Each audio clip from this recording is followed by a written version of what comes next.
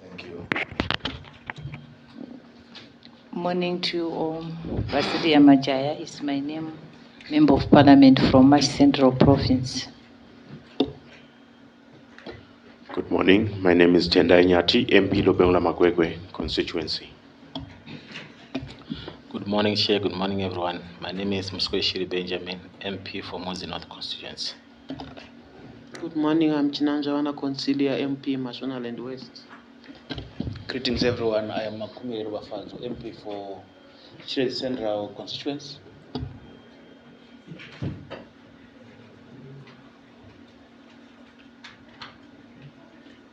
Thank you very much, honorable members. And we now come actually to you, PEMSEC actually, and your team.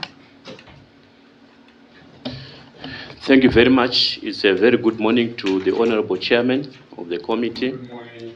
And it's a good morning to all members of the esteemed committee. My name is Fungwa Kunaga, the Permanent Secretary in the Ministry of Mines and Mining Development. I have some officials from the ministry, and with your indulgence, I think they will do self-introductions. They can go ahead, because I mean, there's no man who can walk on one leg. You need 4, 6 legs to move in your ministry. It is very important, ministry it is. Thank you.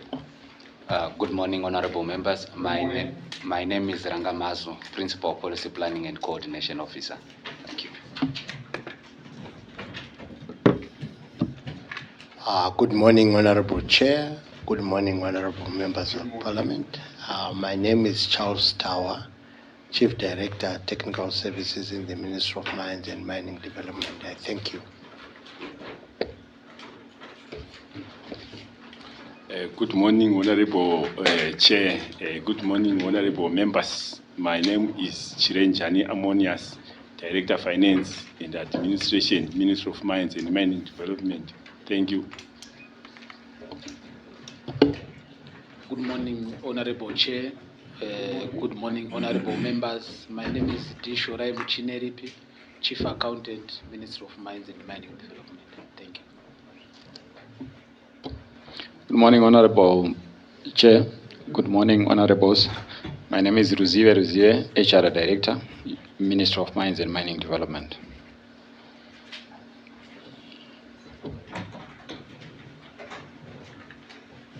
Your delegation is finished, PEMSEC. Now we have got now to say you take oath is required. Maybe somebody to help him.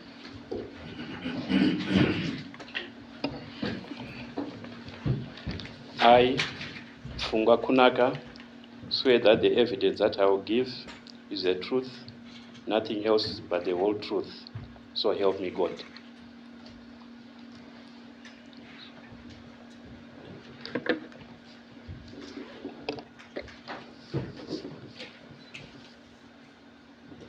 I, Charles Tower, swear that the evidence that I will give is the truth, nothing else but the whole truth. So help me God.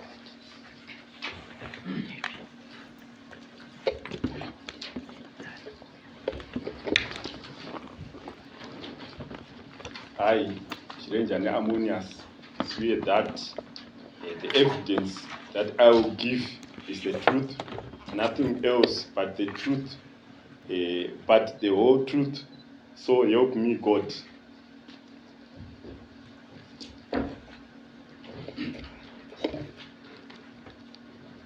I, D. Shorai Muchineripi, swear that the evidence that I will give is the truth, nothing else but the whole truth. So help me God.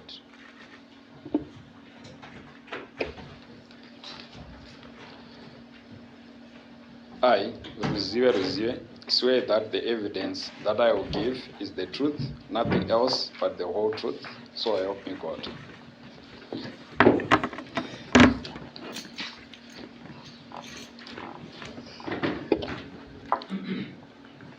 Having done the introductions, PEMSEC. We have written to you. We have got expectation that actually we want clarity from. You will understand our position as a committee of parliament, knowing Zimbabwe is under sanctions, and with the endowments that we have in the country, your ministry administers it. And if you are getting only 39% of the budget that you require, honestly, it should be a big concern to the nation and, of course, the Parliamentary Portfolio Committee on Mines and Mining Development. If you would then go ahead and give us what you got, the first, second to the last of 2025. Over to you.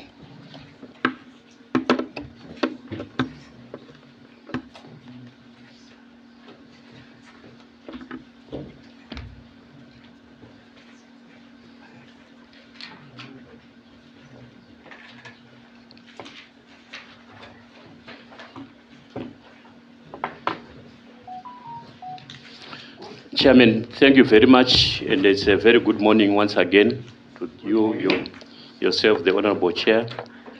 It's a good morning to our esteemed members of the Portfolio Committee. Chairman, when you invite us to appear before you, we don't take it for granted. We take it with the seriousness that it deserves. We know that in terms of the Constitution, Parliament plays a very major role and critical, which is oversight on the operations of the ministry and the functions. We also take it seriously that in your oversight role, you have to look at the issues of financial management in the ministry. And above all, Chairman, we also take with gratitude the fact that you also look at the importance and relevance of the ministry in the economy. And I think that context is very critical. Chairman, before I go into the details, allow me to say, I think we have turned a leaf as a ministry. In 2024, we had a situation where we're very much late periodically in terms of submission of our expenditure reports to Parliament. I think you saw over 2025 and even starting in 2026 that we have improved on that. So we want to commit, Chairman, that we will continue to timelessly report on our expenditures and performance of the ministry to the committee, principally because that's where you draw your mandate and you also be able to guide us. Having said that, Honorable Chair, I have come with a team and they represent a number of portfolios in the ministry. But the main one perhaps is the finance and administration when we are dealing with financial issues. So I have the director and his deputy here, the chief accountant. Then on the operation side, we have the chief director responsible for technical services. That's also the department that looks at provincial operations. And of course, we have our colleague from HR. We are trying to address the issues we have put to us, Chairman. I want to confirm, Chairman, that we did receive your letter dated 7 April 2026. In the ministry, it got to us on the 14th of April. But I'm just putting that on record to say we received the letter and took note of the areas that we want us to address. I have structured my presentation, Chairman, in this order. The first one is to look at 2025 budget performance, where we would look at the budget allocation, the resources that we received from Treasury, and the analysis in terms of variance. So that will be the first part. The second part, Honorable Chair, will look at 2026. The budget we bidded for, the allocation, and the performance in Q1, which is first quarter, January to March.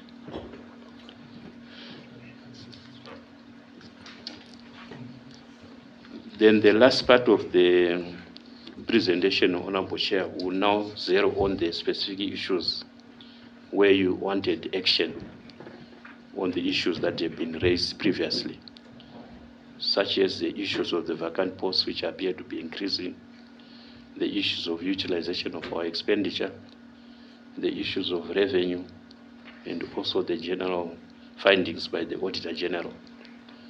So I wish and request that you indulge me, I present in that format.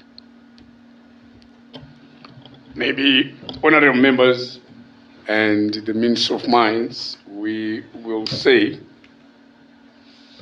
the letter is specific.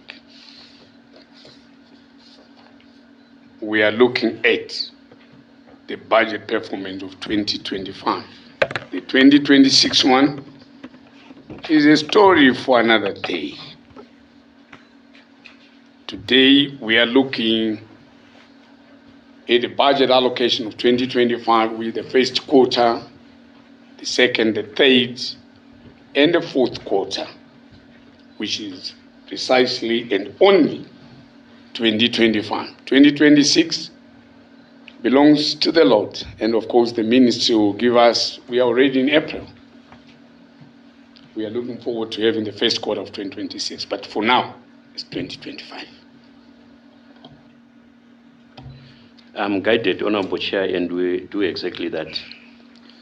Just for information, maybe to remind the Portfolio Committee and stakeholders who might be attending, the mandate of the ministry is to promote sustainable and responsible exploration, the mining, and the beneficiation and value addition of our minerals. We also go further to look at marketing and also the overall management of the mining minerals being mined. So the mandate of the ministry is there to benefit the whole economy, because out of this we generate foreign currency for the country, which is estimated at 14%. We also look at the contribution to overall foreign currency generation for the country, where the ministry or sector contributes over 75%. So we always want to stress this critical role the ministry has to be playing, because we need to contextualize our discussion. Now, when you look at the 2025 budget, honorable members, I want to remind ourselves that the bid by the ministry for the year 2025 was 2.1 billion Zimbabwean ZiG. 2.1 billion. This was a bid. When the appropriation for the year was finally made by Treasury for 2026, we received an allocation of 799.794 million Zimbabwe dollars. So this, when we discuss this openly, Chairman, this is where our challenges start. From a requirement of 2.1, you have an allocation which is far less than that figure, and in this case it's less than $1 billion, against a bid which was above 2 billion. So this allocation, Chairman, is a one which we are supposed to survive on, to implement and undertake our mandate as ministry for the 12 months of 2025. When we have an allocation, Chairman, we then wait for releases from Ministry of Finance. Unfortunately, we don't have a regular timing in terms of when the releases are made. They are supposed to be monthly, but over the past few years, these releases are not that regular. They come as and when the Ministry of Finance can do so. This is against a requirement where the Ministry of Finance asks us to present an expenditure plan for the year. So we present religiously an expenditure plan which says every month requires so much against this budget allocation. But when the Ministry of Finance allocates the budget releases. They are not regular at all, and they don't follow that pattern.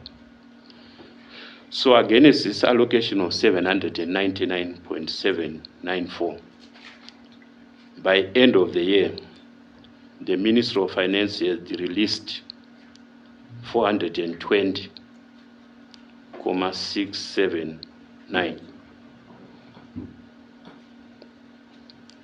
So you have an allocation of 799 for the year, but the release for the 12 months, which is the end of the year, is 420. So again, this is where the challenges start. This is not in sync with the expenditure plan that would have put to finance, but they are only able to release that. When the Ministry of Finance makes budget releases in any period, we then wait for the actual cash, which is when they disperse the cash to our account for us to be able to make payments.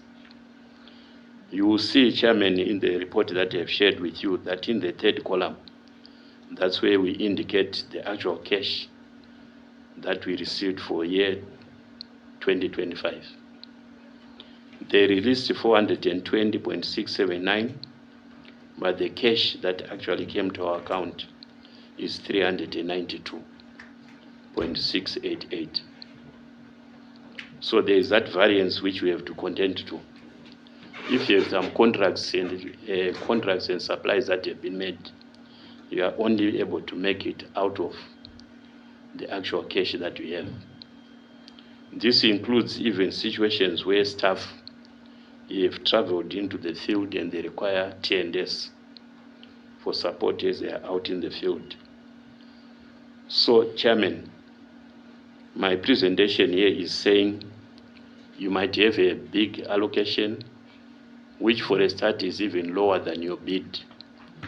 But for you to secure the necessary support to undertake your activities and operations, you fall short because of this kind of scenario.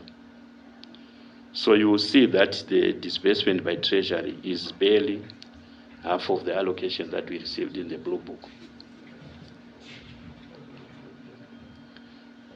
You mentioned, Chairman, the issues of the percentage utilization. In the document I've given you, if you look at the last but one column, which says the BE, that is budget expenditure, against budget allocation, we only managed to do 49%.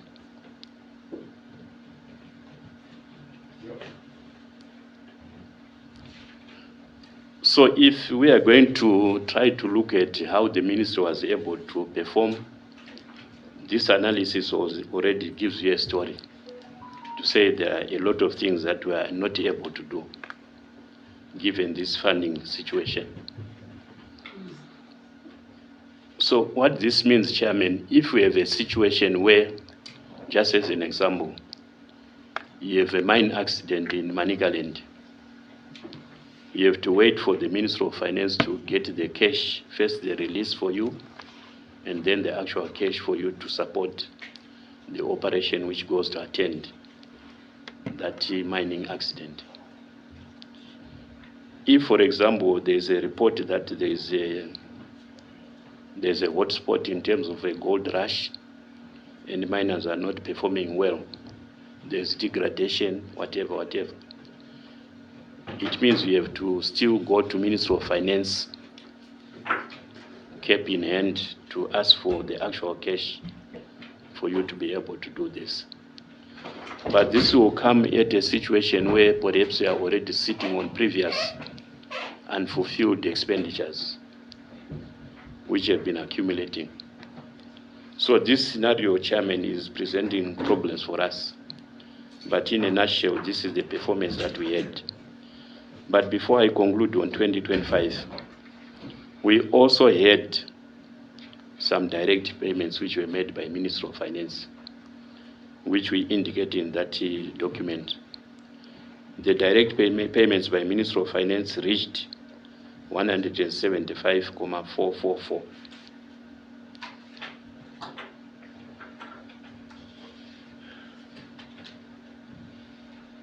So these are situations where we have procured something and payments is due, or they are already pre-commitments.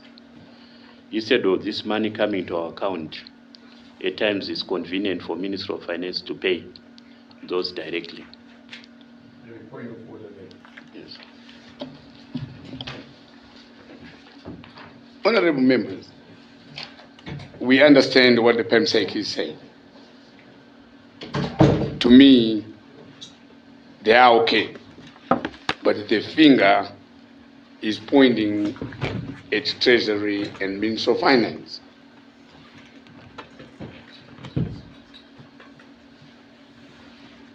My point of order is, when father trusts the son who is going to Daya Institute, he will give him his pocket money for the full year. But if he doesn't, he would rather go and pay the tax shop that is next to Daya Mission. But go ahead, PEMSEC.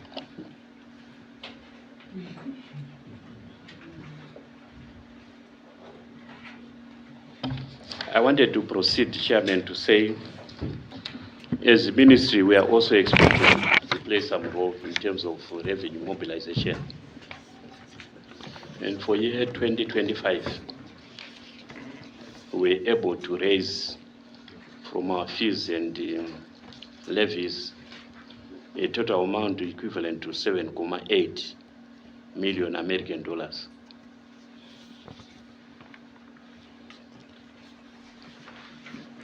And on the other hand, we also have a ZIG component, which was 505.5 million.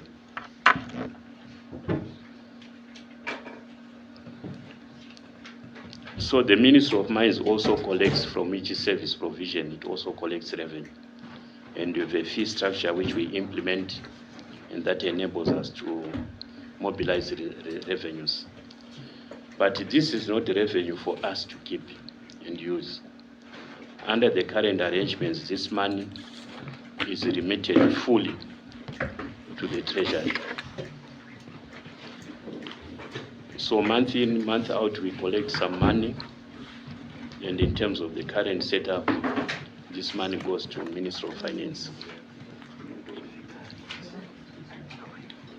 We have raised this issue before to say previously there was some arrangement across government where government departments would retain a certain proportion. Yep. And why that was happening was for us to be able to meet the day-to-day operations of the institution, in this case the Ministry of Mines, to be able to respond to the requirements and dictates that we meet on a daily basis. But because this was stopped, we don't have that leg room. We don't have that pillar anymore. So, Chairman, in terms of 2025, I wanted to submit this short report that I have outlined to say we had that allocation against the bid that we had, and then the releases throughout the month, the year, were at this level, which presents a problem on its own. But the actual percentage is 49% utilization.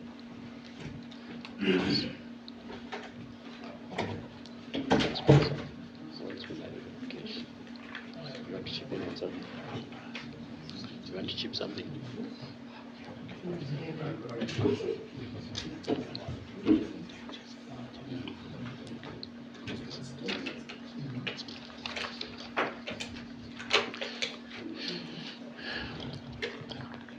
Chairman,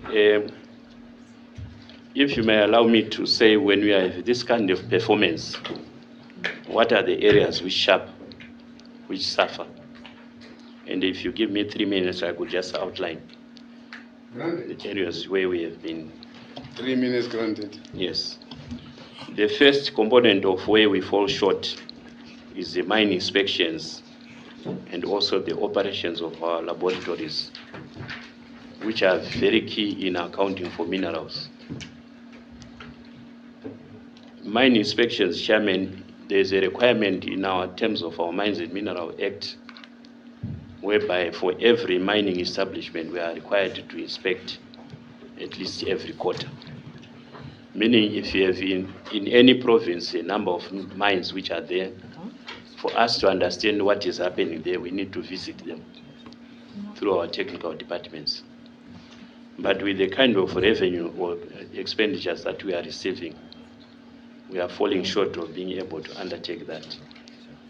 It's not a conducive situation where you have a mining which is operating and you take 6 months, you take a whole year without getting to the ground to see what is happening there. We expose ourselves to loss of minerals and leakages. And even the minerals in terms of safety and health, these issues occur. So mine inspections are falling short grossly, and we are worried about that. His Excellency instituted a responsible mining audit, where we're supposed to audit all the mining establishment at least once every year, over and above the routine inspections. But over the past 2 years, we have not been able to do that because of these budget constraints. So when we have this situation, honorable members, it means that the miners, even the large scale, they do as they please. They don't observe our laws. They don't respect what we expect of them, even in terms of commissioning the right equipment, also in terms of managing the waste that comes out of the mines. So there's a challenge there. So mining inspections do suffer when we have this kind of budget scenario. Then the metallurgical department, it operates laboratories which are supposed to assay and test our minerals for quality and full understanding of what is in each mineral ore. But because the laboratory has not been capacitated, even to the extent of failing to get the materials that are used for testing, what do you call those? Chemicals. Yeah. We are not able to get that on time. So it means our laboratory is idle and our miners end up going to the private sector because our own central laboratory does not have the requisite capacity.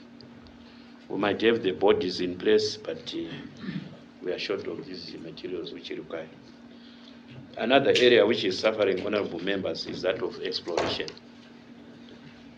The budget over the past few years has not been living true to the concern and the requirement that we explore our land for the mineral that we have in the ground. When you don't have adequate exploration, it means therefore you cannot have investors being guided in terms of where to undertake the mining operations and what minerals to invest in.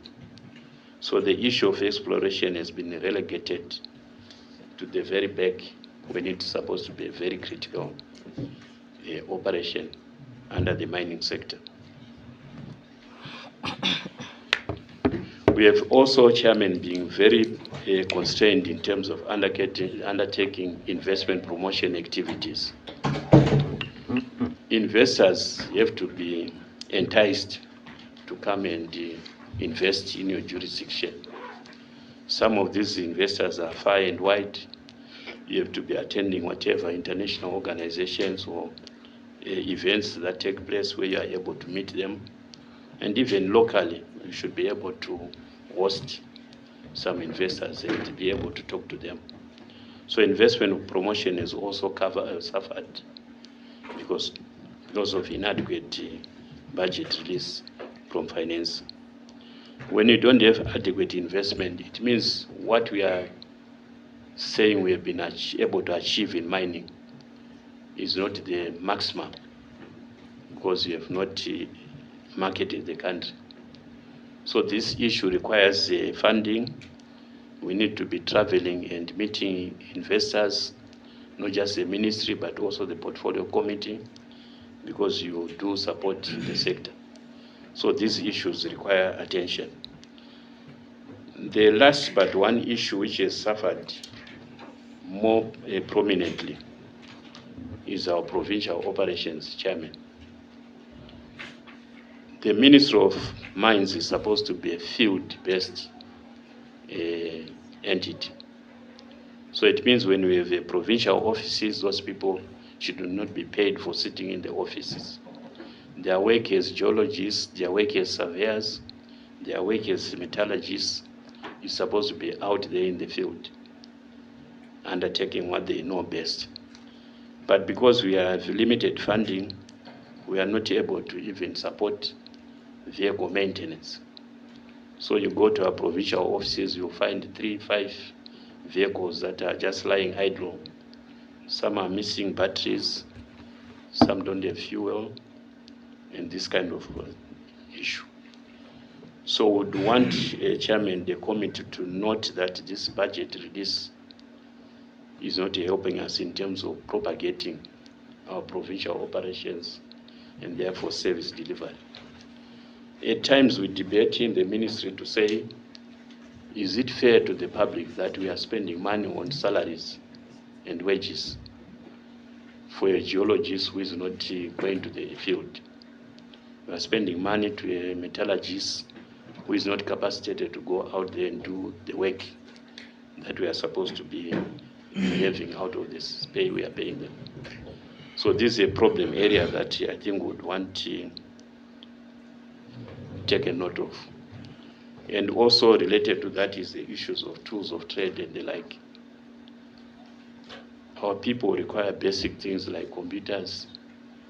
It's not the best of good situations where if you go to a province, the data for the nation is in an individual's iPhone, because we don't have a tablet, we don't have a laptop in the office adequate enough for this person to operate. So these matters, Chairman, would require attention. There are many issues that we present to Ministry of Finance to say we have this activity, but it's not meeting the requisite support timelessly. So, Chairman, those are some of the gaps that we see because of this budget performance. I submit. Thank you very much, PEMSEC. Thank you so much, honorable members, for listening. Now, PEMSEC, we will now ask you to respond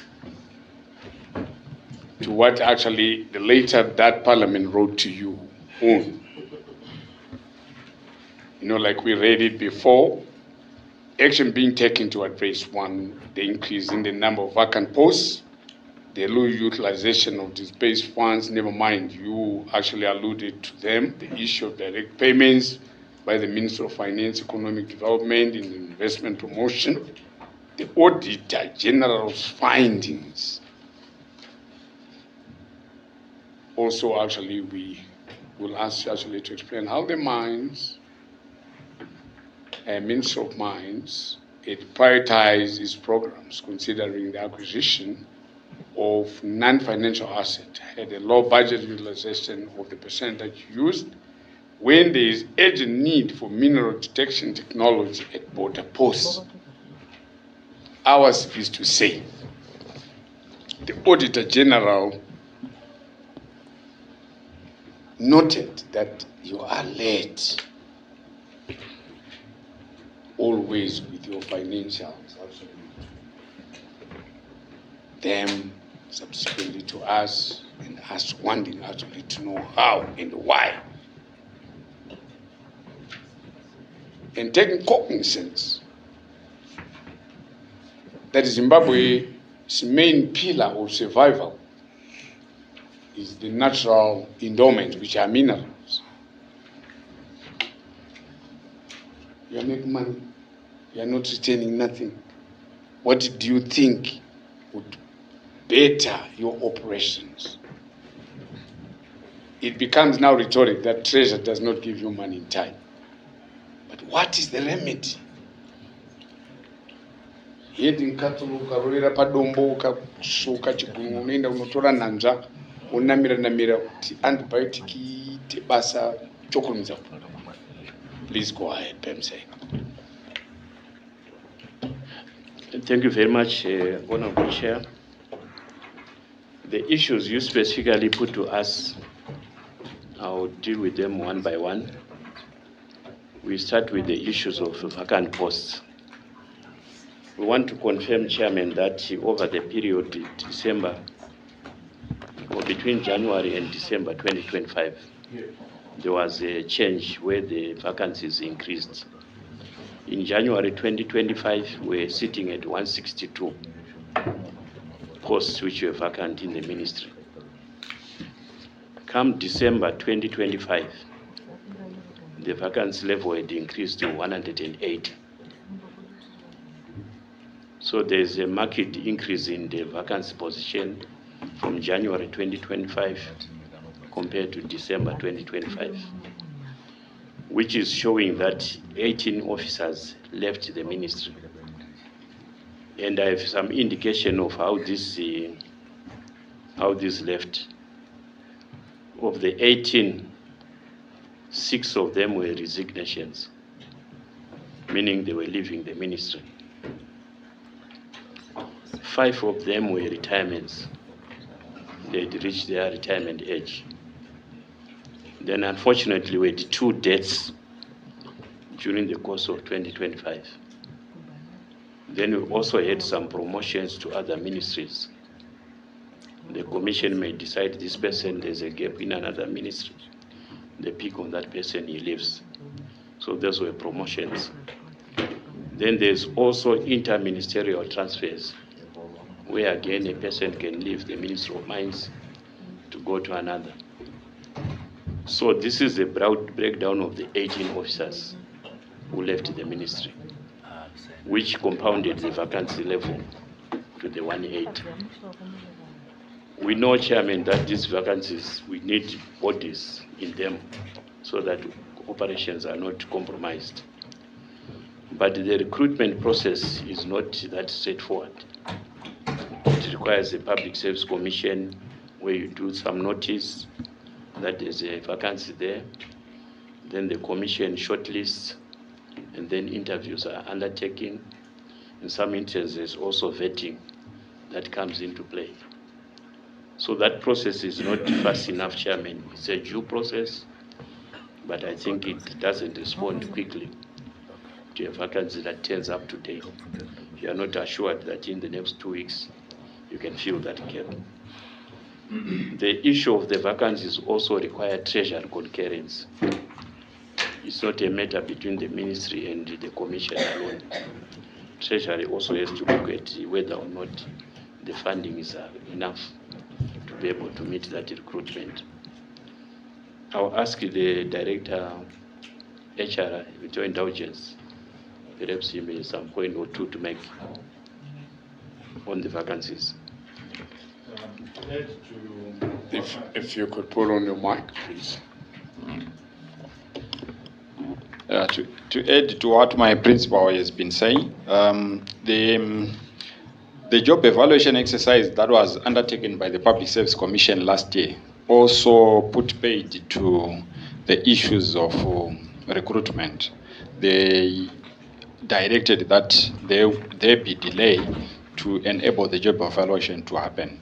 Now that the job evaluation was done, the Commission wrote a letter to the Ministry to say they have to advise us on the steps that have been taken in terms of other jobs that were removed and also those that were retained. And the authority was given to us to recruit.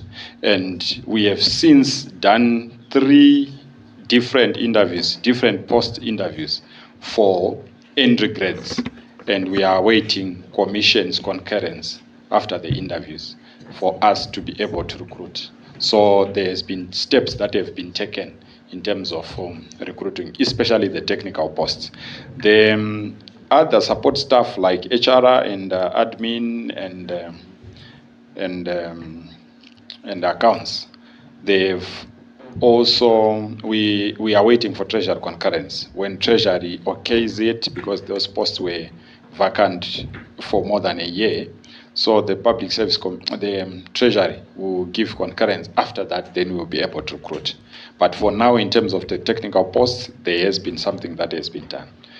So otherwise, those are the three aspects in terms of the job evaluation caused the delay, and also the treasury concurrence, and then the PSC coordinated recruitment. We only support, and the PSC are the ones who do the final decision. So these are the aspects. So we are progressing in terms of recruitment to fill those posts. Thank you very much. Are you done? Chairman, we now go to the next item, which is low utilization of disbursed funds. From the analysis that I have shared with the committee in terms of level of disbursements, you will find that the amounts which were released to the ministry were able to almost 100% utilize. So there is no issue about low utilization, except the big constraint, Chairman, which is the slow disbursement by Ministry of Finance. Some of these issues would have had already commitments, and they are waiting payments which are due. So I don't think for now we have that challenge as a ministry.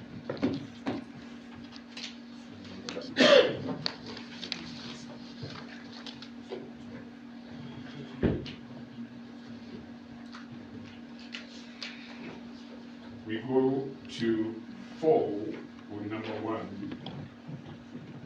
The Auditor General's finding, and to explain maybe number 2.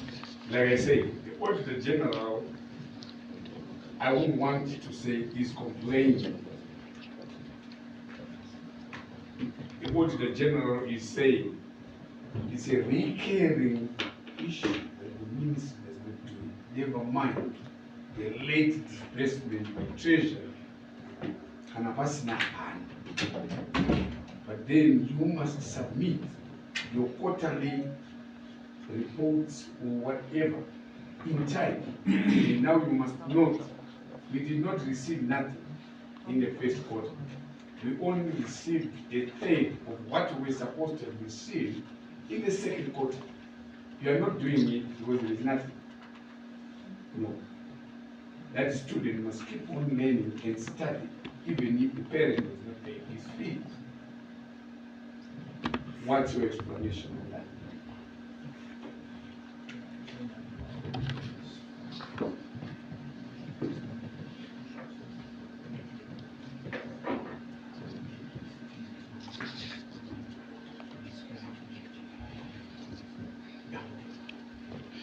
Chairman, on the ministry performance financially, the Auditor General has, for the past 2 years, raised 2 concerns.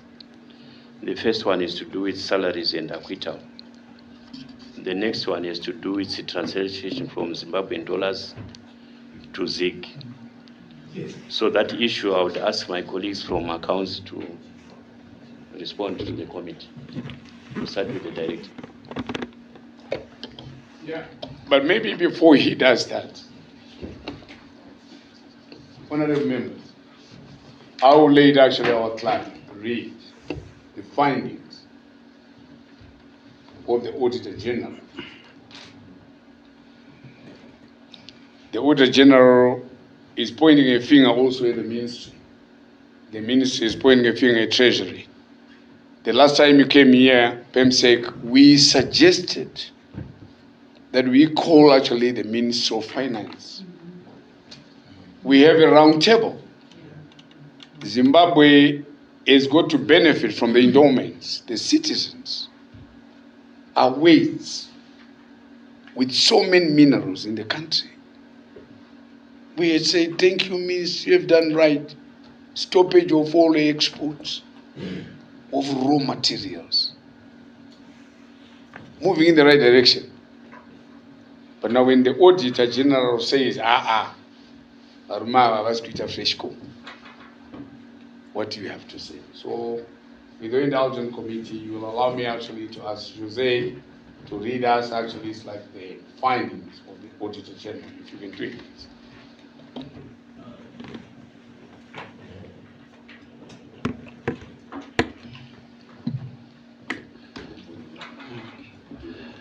Thank you very much, Honorable Chairperson. As the PS has highlighted, those are some of the Auditor General findings, but there are still pending issues that keeps on red flagged by the Auditor General. The issue of the Wange Colliery loan, it keeps on appearing on the quarterly budget. This is something that was not dealt with. The issue of risk management policy, it also appears, and the issue of undelivered goods, the issue of fuel coupons and undelivered vehicles. So those are the issues. The ministry, when we discuss with the Department of Finance, they are saying these issues were addressed, but they keep on appearing on the quarterly budgets. So I'm not sure what is going on. Thank you very much, Mr. Vitande, and which could be actually the reason why now Treasury goes and pays for you directly, because they will say the creditors are owed money by government because you are an arm of government as a ministry. So because you will not do it well, Treasury goes and pays. Is that not the case? Thank you very much. We have tried, Chairman, to address these issues. I think this will be the third or so times. And I think you are right that at times we need to really directly engage Minister of Finance and the Auditor General so that we clarify the issues. But for this purpose, Chairman, I'll ask that the Director of Finance takes us through our response to all these items. Mr. Chirenjan. Sustained. Once again, I would like to say good morning to the Honorable Chair, good morning to the Honorable Members. Thank you, PS, for allowing me to say something on this one.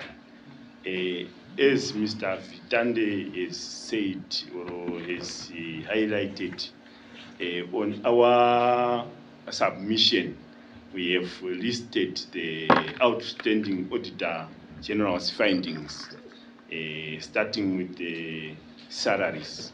The issue of salaries were on, it was an issue of reconciliation. It was an issue of reconciliation, and this has been addressed because last week before independence, Minister of Finance had held a workshop for the reconciliation of these items, things like reconciliation of salaries and also reconciliation of or clearing of open items in the system. This has been addressed because why were they outstanding? The ministry had already done its part, but the last party, the other party was to be done by Ministry of Finance, and Finance were failing to do its part on time. So we were keeping on engaging them. But since we are now adopting the IPSAS, the accrual reporting standards, it now forced even the Ministry of Finance to clear the financial system. So that's why they held a workshop last week with ministries to make sure that open items and the other reconciliations in the system were addressed.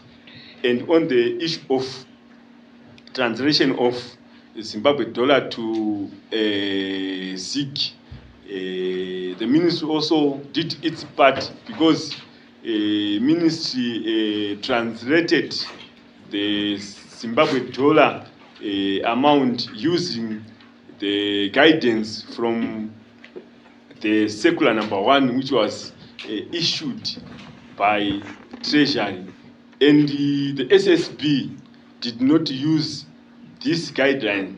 They used their own part, their own estimates. That's why there was a difference of $0 and the SIG of ministry and the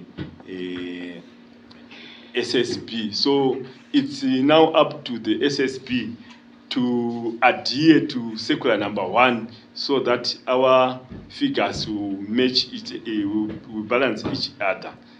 Then issue of risk management policy.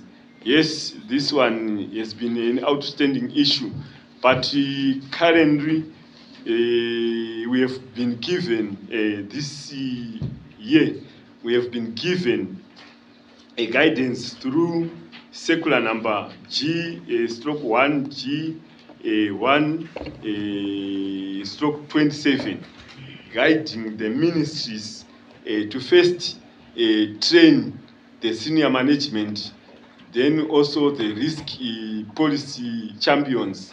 It has to be done by this coming second quarter. Then the policy has to be approved in the third quarter of 2026. So that is the guidance which have been proffered by Treasury so far. So that is on risk management policy. And on undelivered goods, there were some laptops and computers which were not delivered, but now these items have been delivered. And also the issue of records, fuel, anomaly on fuel. It was an issue of point of order. Okay.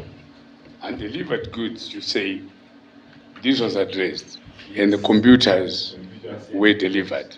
But you just alluded in your reports in the past, few actually it's like minutes, not yourself, but as a ministry, that we don't have no tools of trade.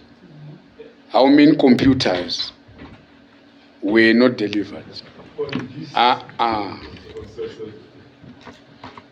And who was the supplier?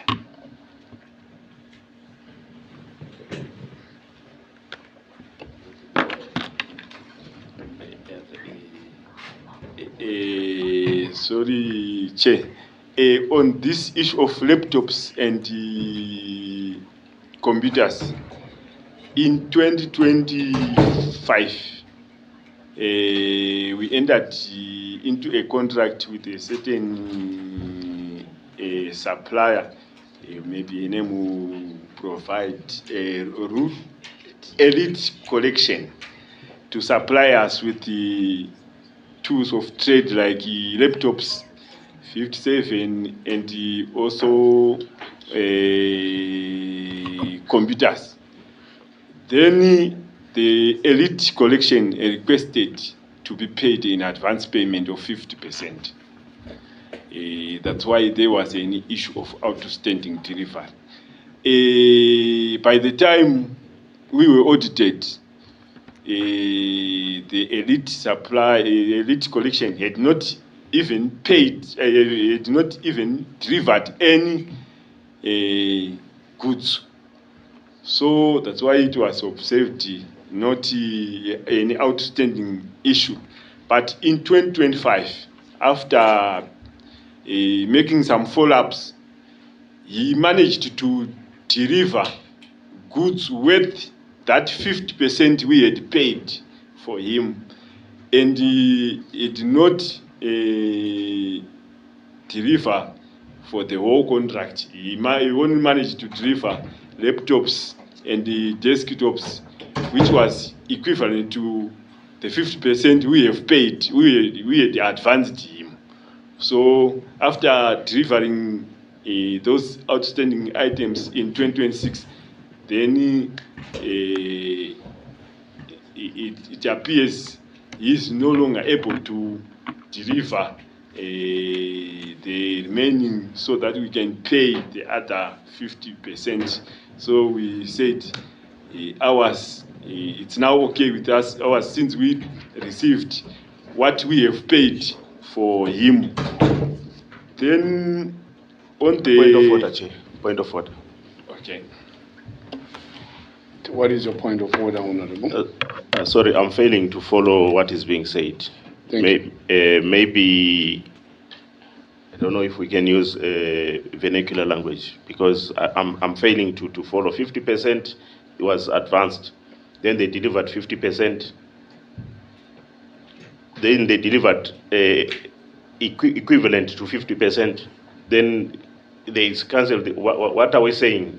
The advancement was for them to pay if you paid 50%, was it for 100 computers and you got 50%? Yeah, you talked to the Sorry. You addressed the chair. Thank you, Chair. If they wanted 100 computers and they paid 50% and they were given 50%, then what happened?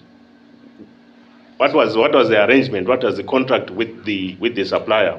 50%, then you did 100%, or how was it structured? I'm failing to follow it. Thank you. Thank you very much. You're very right. There was a breach of contract. And a breach of contract is with the supplier. And what did the ministry do? You're very right. Please, can you explain? If you cannot express, in Zimbabwe, we've got 16 languages that are allowed, like he requests. We are not saying you are not able. It's not our mother language. We will do what we want without whatever, how, you can do it.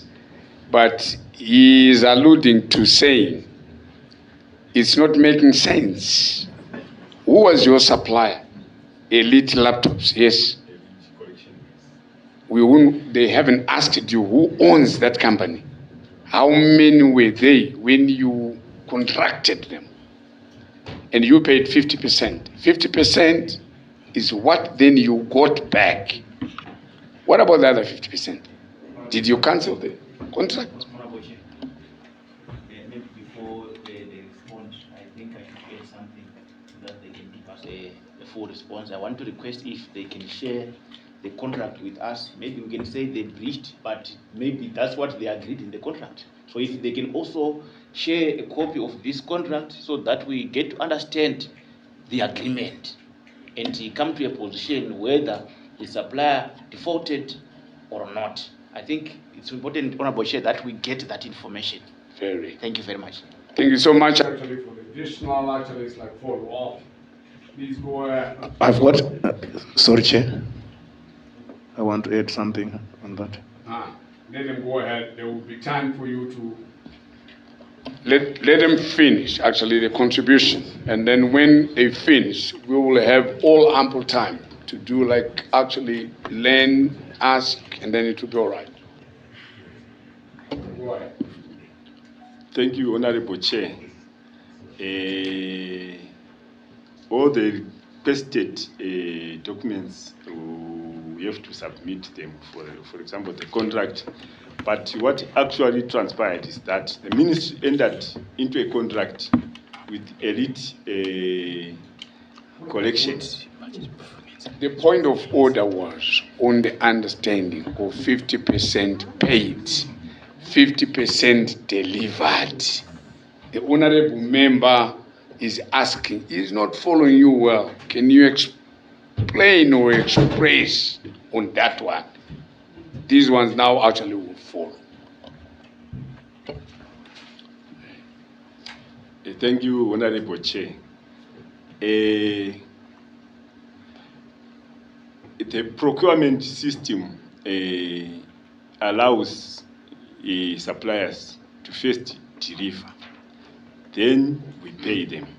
But in this case, the supplier, citing the issue of government, maybe the way government used to pay, requested any advance payment, since it is also allowed in the procurement system. The supplier may request an advance payment. Then an advance payment was agreed upon the supplier and our PMU department. to pay an advance payment of 50% of the contract. Then during the year, when the time was now ripe for the supplier to supply, he failed to supply the goods in 2025. Yeah, he failed to supply the goods. Then we keep on making follow-up until then in 2026, he managed to deliver something, the laptops, not the whole batch, and the computers. Then we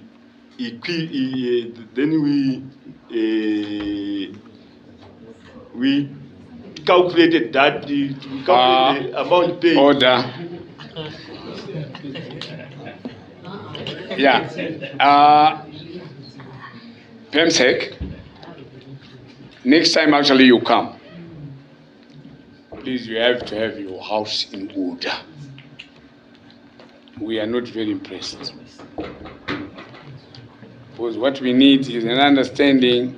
We are talking about money, taxpayers' money.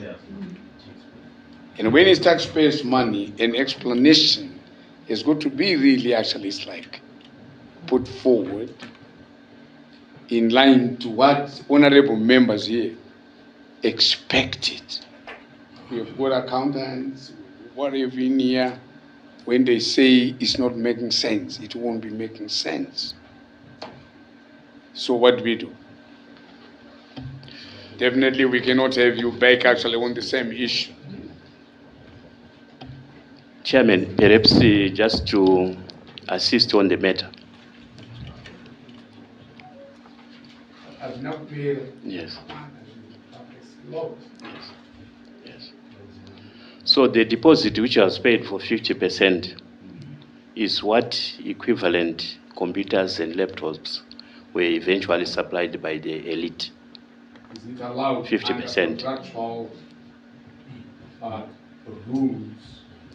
When they manage to perform to that level, then we take measures, which will be for us to cancel the whole contract because he has failed to fulfill. And the prejudice? No, in this case, there's no prejudice, Chairman. The ministry says there is. No, there's no prejudice.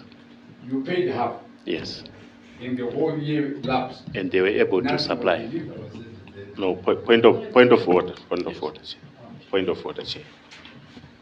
Point of order. They requested an upfront payment of 50%.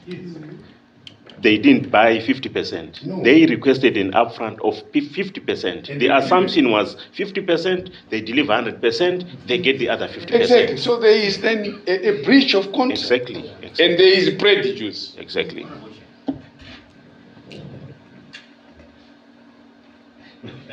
Go ahead. It's okay. Thank you, in other words, Honorable Chair, your mic is what was done on this tender, it falls short of the regulations of our procurement laws. What they actually did is that they gave this supplier money to buy these computers for them. You were supposed to go and make a direct purchase instead of giving someone money and then I don't think you did due diligence on this aspect, Honorable Chair. I think we also needed to hear from the ministry what actions did they take.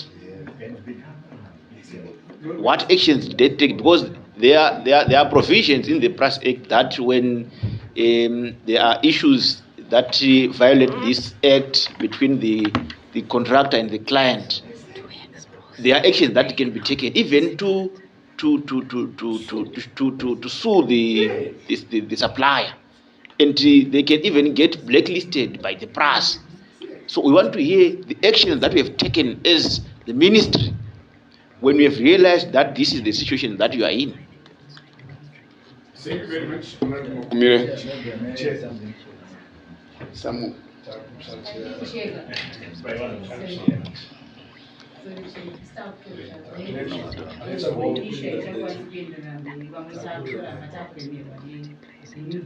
issue is very important. What I find, off record, let them finish. I'm not recording. Let them finish. Then you can come in on them for clarity, clarification. Then we may have to ask the PEMSEC, still off record, that they've been looking at the committee too lowly. Too lowly. It has to stop. And we require now also this like not a mediocre performance from the ministry. Oral evidence that they've got to give to this parliament, they must respect the government. If you heard him right, he said they demanded 50% because government doesn't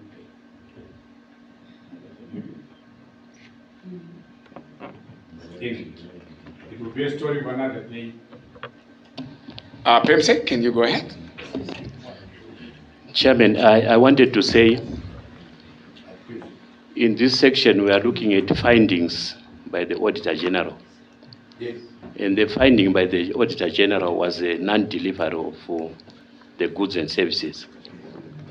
It's not about the procurement process. The Auditor General did not find any fault in the process. But I think it's allowed then to inquire further, to say, was this done, was this done? Yes. So in terms of the finding which is here, we are confirming that the supplier eventually supplied something. And for him to say, yes, he supplied 50% equivalent. Yes, the auditors had found him wanting in terms of the delivery. That's why it was an audit report. When we discovered that, and we always knew, we actually made steps. We went to the police and everybody else. That's what forced this person to supply. So when we are asking in terms of what exactly was supplied, Chairman, it is equivalent to that 50%. How many laptops? Do you have details? I think Chairman will need to submit the details. Yes. All right, yes. fine. We need to submit that. So do we still have anything that they will want now actually to maybe elaborate from the Auditor General's findings? Or what else?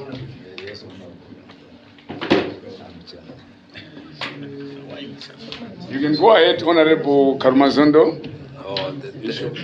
Thank you very much, Honorable Chair, for the opportunity. Chair, I think the contractor disadvantaged other contractors who have participated in the tender, and the suppliers who participated in the tender. They were disadvantaged. Also, maybe for the committee, I think it is good for us to know maybe if you can have the CR14 so that maybe you can know who is the one of the company, the directors. Also, Chair, I have an interest. Besides these laptops, there was the issue of cars, vehicles, which were not delivered again. So maybe can you also tell us what is the position again? Thank you, Chair. Thank you very much. What we are saying now is, honorable members and the Ministry of Mines, actually our team, there are a lot of things which may not be then actually discussed today because of time. But like I've always said and alluded, PEMSEC, you bear with me, that we say we need to find one another, the ministry and the committee. We are not.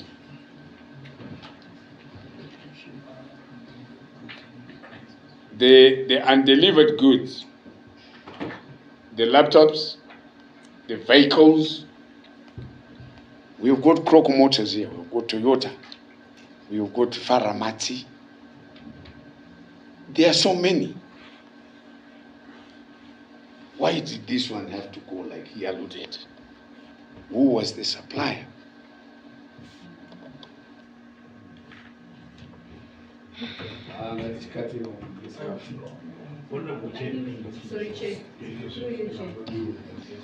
Thank you very much, Chair. I think it's good for them. Of course, there is time. No, I think it's good for them to just clarify on the issues you raised, because this is from the auditor's report. They need to do that like now, so that maybe when we meet, they must come prepared with detail. Next time they must come with detailed things. And also, for your own information, Chair, it seems as if the ministry, they are just taking these things lightly, very lightly, especially from the auditor's report. That's the main reason why maybe the minister is now directing the money direct to the suppliers. There is something which is going on. They need to look into it. Thank you, Chair. Yeah, PEMSEC, if you could go ahead, like actually the committee is not very happy. But it will be very good to have remorse, to be remorseful, because you don't do it all as PEM secretary. You know, the same actually is like committee members. I will not tell you what they are thinking. Maybe the companies that supplies are your companies, members from the ministry, which is very bad. So I will allow you to go ahead. Please to go ahead. Yeah, this time maybe I will ask the chief accountant. The chief accountant will assist us on that, Mr. Mchineripi. Okay. With your due indulgence, Chair, maybe probably the first thing, without taking anything away from the committee's observations, I would want to clarify on the issue of direct payments by Treasury. The procedure is when Treasury releases budget for us to make a payment or to procure goods and services, we don't pay directly USD. So what then happens, there are suppliers, especially those that supply vehicles, they will strictly ask for foreign currency payment or USD payment. Our account, which we use with the Reserve Bank of Zimbabwe, is in ZWG. So what then we do is we process the ZWG component, which is our local currency component. And after processing that, we submit it to Treasury for the payment of the USD component, since we don't have a USD account. That's why we are now having direct payments from Treasury or being done by Treasury in form of USD, not ZWL. If it's ZWG, then probably it's salaries and nothing else. All payments that are being done directly by Treasury are foreign currency or USD payments, either to local suppliers before the Treasury circular, which was issued a few weeks ago to say no more foreign currency payments to local suppliers, or they are paying to international suppliers. So in this case, I just wanted to make it clear to our esteemed committee that payments which are being done by Treasury, it's not because they've seen it fit to pay on our behalf because we are not a good baby, but it's procedural. It's procedural. Then from the question which has been raised by Honorable Karima Sondo on the issue of undelivered vehicles, yes, the ministry entered into a contract with the Creative Motors. I think that was in some time back in 2023. And Creative Motors. Yeah. So, and Faramats, like Honorable Chair has just mentioned, indeed it participated in the tendering process. But what now happens is the procurement process, in terms of it says you award a tender to the lowest bidder according to specifications. You see, that's so it goes through this whole cycle. We submit to PRAS, and spoke okays the procurement. So this procurement for the vehicles was okayed by Special Procurement Oversight Committee, and we then entered into a contract with this Creative Motors. So ministry made some follow-ups then, and what then he did was he delivered one Toyota Prado. I think that was in early 2024 or early 2025, if my memory serves me right. Right. After delivering that Toyota Prado, we then realized later that it had not been properly cleared by Zimra. So Zimra had then to confiscate the vehicle, and we then engaged Zimra. So given this, that is where we are. Ministry has taken the issue to the Attorney General's office. We have reported the issue to the Zimbabwe Republic Police, and also the ministry has engaged Zimra to make sure that we get that impounded vehicle back. So that's the issue we are working on in terms of the true and delivered vehicles. I submit, Honorable Chair. Yeah, honorable members, I think this one we will agree actually is like we need a rematch. PEMSEC. It's a time that we are saying, honestly, you're being paid by government, we being also actually given allowance and paid by government, taxpayers' money. Take home, can we say we had a very successful evidence with the Minister of Mines?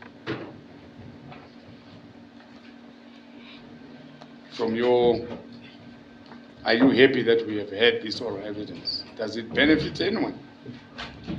No, there is need for follow-up, Chairman, where we give the proper evidence on the specific items. So if we are agreed, honorable member, do we have then actually to proffer questions on this one? Maybe we will proffer questions so that when they go back, they will go and put their house in order. They will come back actually prepared, and they will give it to us as required. But as a committee, you also have got to put your house actually to the mandate of what transpired today.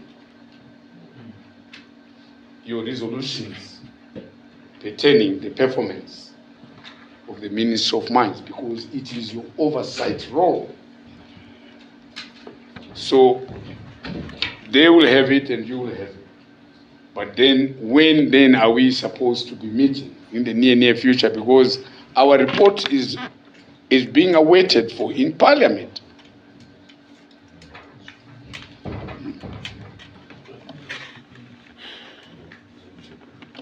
So are we in agreement, PEMSEC, that we get into plenary and then we will profile actually it's like a question and whatever.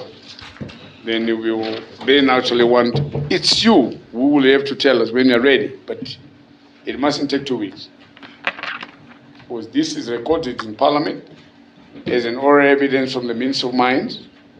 We have come actually with a half-cooked actually it's like thing when we did write to you on the 7th of April. Are we agreed on it? We go into plenary. So we do that. I'll have a baby question here, and then everybody else will join.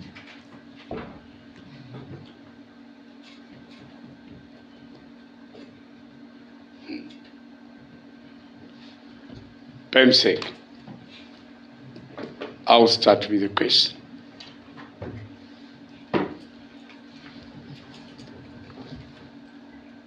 This has been happening actually the short and late disbursements by Treasury to the ministry. What is your take? Is it normal? Is the Minister of Finance not liking you like other ministries? Because you are a critical ministry, but you are not getting nothing. And if you wanted a redress to it, how would you do it? That you get money disbursed to the ministry in time. Honourable members, the floor is now open. Honourable Pasi. Thank you, Chair.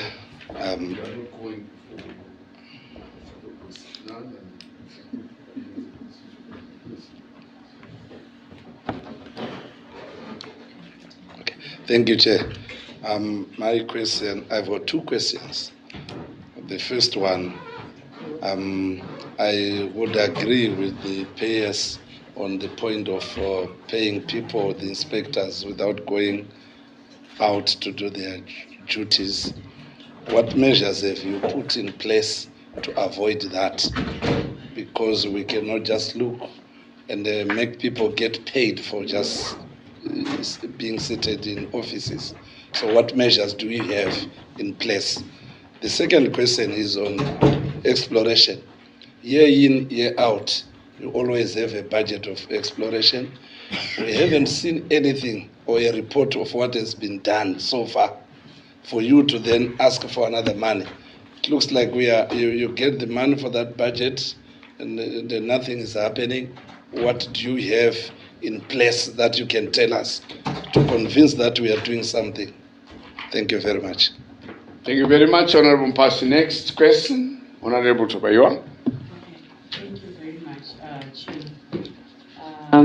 I understand you mentioned that 18 people resigned from the ministry. What was the main reason, or did you ever have a follow up on them resigning? And it's not simple just having 18 people within the ministry resigning, not retiring, but resigning from the ministry. What was the main reason of them resigning from the ministry? Thank you very much. Honourable Nyati. Thank you, Chair. I just want to go in a different direction now. I want to find out if the ministry has maybe issues that they feel maybe we can assist them with the Minister of Finance in terms of retention of some funds that they generate. I note that they raised a matter where they said they could not do mine inspections. Hence, they say for 2 years now. And I'm asking myself if they don't have any funds that they collect or any revenues that they are allowed to retain, or do you think there's